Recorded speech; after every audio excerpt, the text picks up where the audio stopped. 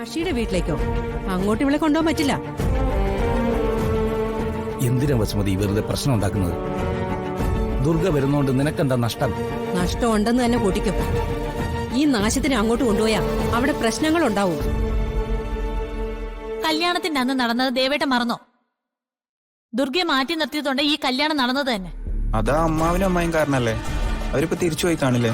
അതെ, പൂർണിമക്കും മറ്റുള്ളവർക്കും ദുർഗയോടോ ജയശ്രീയോടോ ഒരു പണക്കവും ഇല്ല. എന്ന അമ്മയ്ക്ക് എന്താ ഇത്ര ഉറപ്പ്?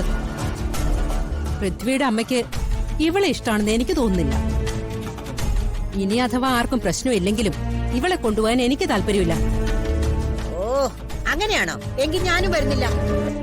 അതെന്താ അമ്മയ്ക്ക് പ്രശ്നം? അമ്മയോട് ആരെങ്കിലും വരണ്ടെന്ന് പറഞ്ഞോ? ജയഗിരിജെ, നീ വെറുതെ കണ്ണടച്ചിരുട്ടാക്കരുത്. ദുർഗ എന്റെ കൊച്ചുമോളാ. അവൾ കൈത്തുള്ളെടുത്ത് ഞാനും വരുന്നില്ല. അത് കറക്റ്റ്. കളിക്ക് മുത്തശ്ശി, അതാണ് കറക്റ്റ്. വേണ്ട മുത്തശ്ശി, ഇങ്ങനെ വാശി പിടിക്കണ്ട. മുത്തശ്ശി പോണം. മുത്തശ്ശി ചെന്നില്ലെങ്കിൽ അവിടെ എല്ലാവരും തിരക്കും.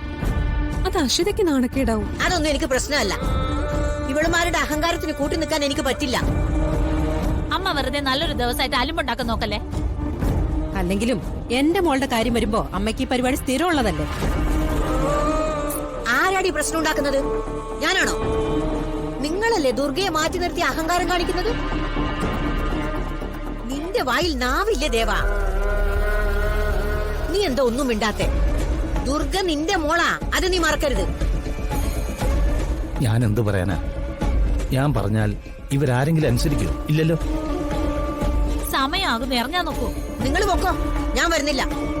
ഓ, മുത്തശ്ശി വെറുതെ വാശി പിടിക്കരുത്. എന്റെ സന്തോഷത്തിന് വേണ്ടിയാണ് മുത്തശ്ശി ഇതൊക്കെ പറയുന്നതെങ്കിൽ ഇവരുടെ കൂടെ പോണം.